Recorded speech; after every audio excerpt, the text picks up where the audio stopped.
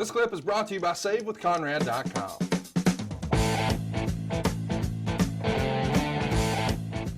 The original incarnation of the Acolytes had Don Callis coming ringside and trying to recruit Farouk and Bradshaw. What'd you think of Don in this role? It was just in search, trying to come up with something for Don to do more than anything. Don had come in with the Truth Commission and just looking for something for him to do. The Observer would write the name, the Acolytes, quote, the Acolyte name was picked by Jackal, aka Don Callis, as a rib on The Office for his previous portrayal as a religious fanatic cult leader.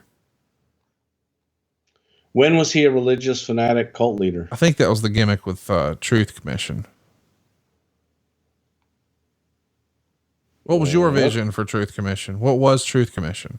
Truth Commission was an idea that Bret Hart had, and it was to bring in these ruthless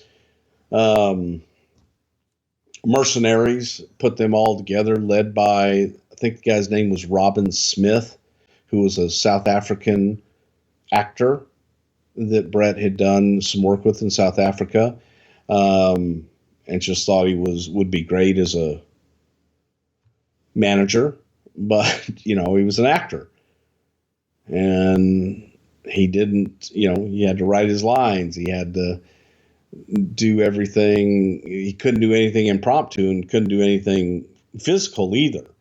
So then when things didn't necessarily work out with Robin, and that was a favor to Bret. Bret really wanted to do it, and Vince wanted to use some of Bret's ideas and get Bret involved in the creative process as well. Then when the Robin thing didn't work out, we needed another mouthpiece for the Truth Commission, and that's where Don Callis came in. And I think Bret suggested him there as well. Well, JR would refer to him as the David Koresh of the World Wrestling Federation. That this Truth Commission was like a group of guys that he was leading in that regard. So I think that's probably where he came up with it. Okay.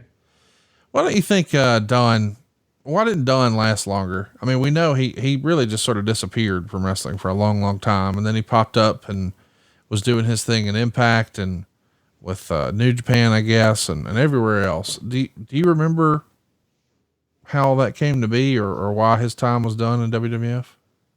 I just don't think that in the locker room and backstage that he really got along with everybody, and I don't know that Don worked, too hard to get along with anybody. I thought he was a hell of a talent. He was like a loner, you're saying, kind of. Yeah. Yeah. Is that it? I'm not saying this to poke holes. I'm just trying to understand.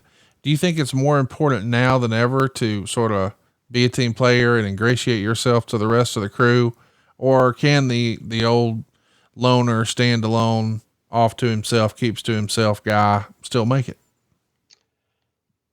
I think there's examples of both. And, it definitely, at least in my opinion, say hello to people and get out and try to be involved as much as you possibly can. Hey, it's Conrad Thompson. Thanks for checking out the podcast here on YouTube.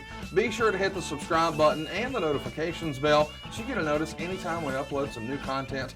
And go save yourself some money right now. If you're in a 30-year loan or you have credit card debt, it's not a matter of if I can save you money. It's a matter of how much. Find out right now for free at SaveWithConrad.com.